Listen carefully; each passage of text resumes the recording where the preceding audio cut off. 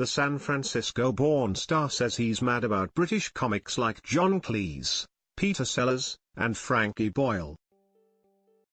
And he'll get a chance to see if his routine works on a British audience when he plays venues in London, Glasgow, Chester, Birmingham and Leeds. The former Saturday Night Late star is returning to the stage after starring in a string of Hollywood movies including Grown Ups, You Don't Mess with the Zohan, The Waterboy, Judge Dredd, Hot Chick, The Animal and Deuce Bigalow, Male Gigolo. He's also been busy fronting the Netflix sitcom Real Rob, where he plays himself alongside real-life wife Patricia and daughter Miranda. I caught up with the 54-year-old as he prepared to leave Los Angeles for the UK. Q. What can we expect from your stand-up? A. If I had to rename the show, it would be called The Ugly American Tour. Potentially you get more unfiltered news from good comedians than you get from the news. People are looking for some sort of shorthand to interpret what's happening in the world. All the news seems to be less and less objective and more the US and them mentality. So it's like, you figure it out for us and give us something we can laugh at that has some sort of moral barometer.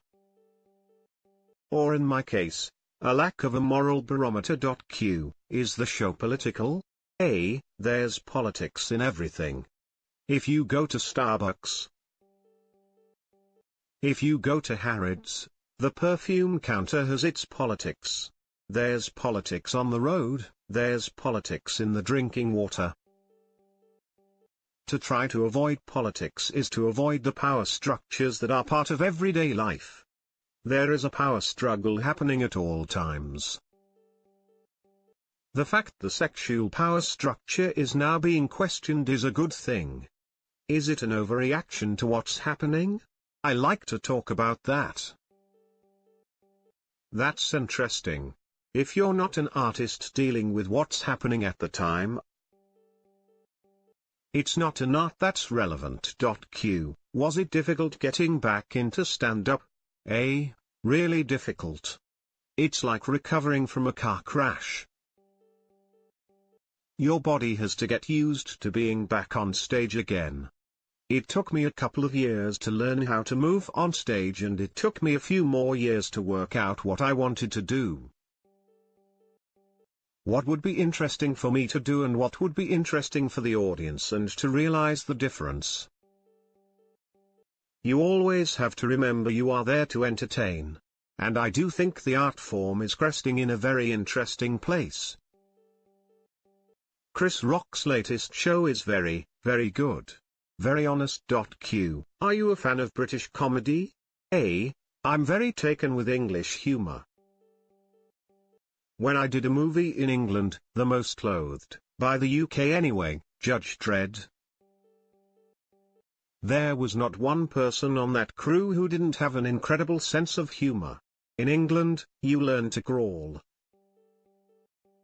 You learn to walk, then you start to form jokes. It's almost like a defense mechanism. In America you can go a whole day talking to somebody and they won't come up with one funny thing. In England, you can't go 2 minutes without somebody trying to make a joke. It's a wonderful quality that I really admire.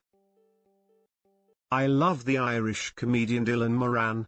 He is almost a poet. His comedy is beautiful and it's really funny. And I love Frankie Boyle. That's shocking, waking people out of their slumber. That's wonderful. I like the style of both. Q. Did you get any advice from your friends?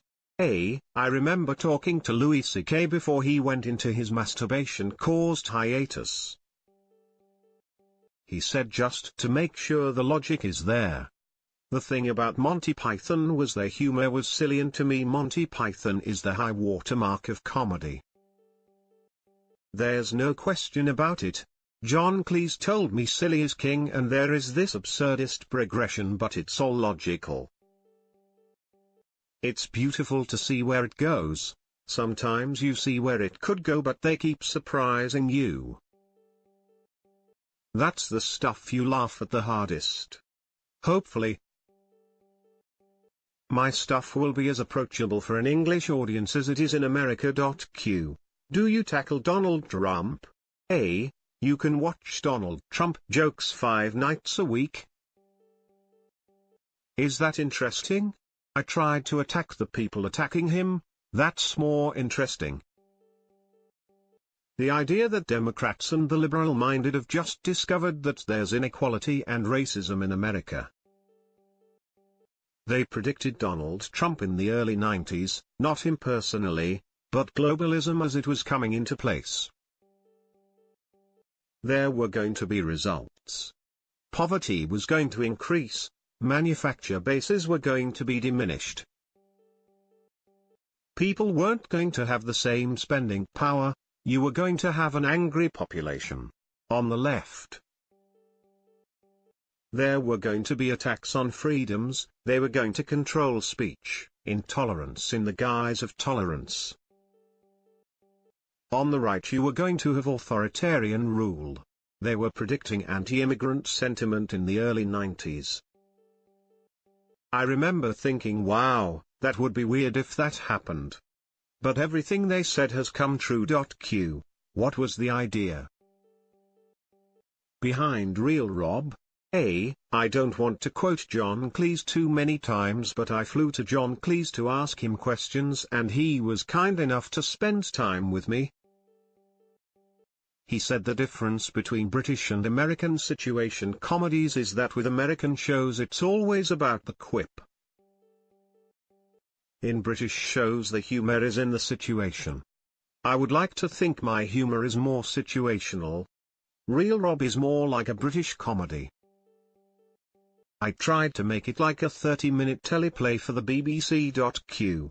Do you watch many comedy movies? A. I don't watch too much anymore.